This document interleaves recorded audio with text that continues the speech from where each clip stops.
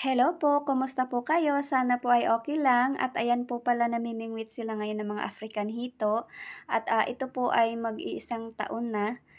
Binili po ito ng asawa ko na sa mga 200 fingerlings, medyo madami-dami na din 'yon at, lagi na po kaming nangunguha dito kasi yung iba naman po ay, puwede ng kunin at ayan, yung nakuha niya ay ayan, babae. Talagang sinu-sure niya 'yan kung babae, pero makikita mo naman po yung tiyan niya at, meron din silang palatandaan 'yan kung babae 'yan o hindi bukod dun sa malaki ang tiyan.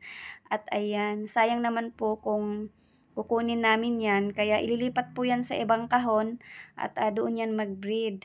At, may nakuha din siyang lalaki, ayan. Hindi rin niya kukunin 'yan kasi 'yan po yung magiging partner doon sa African Hito na babae at, ibabalik niya dun 'yan sa kahon kasama nung babae. At ayan po yung aming golden tilapia, dito na sila nanguha kasi po mailap na po yung African Hito kasi medyo mataas yung tubig, kaya dito sila namingwit.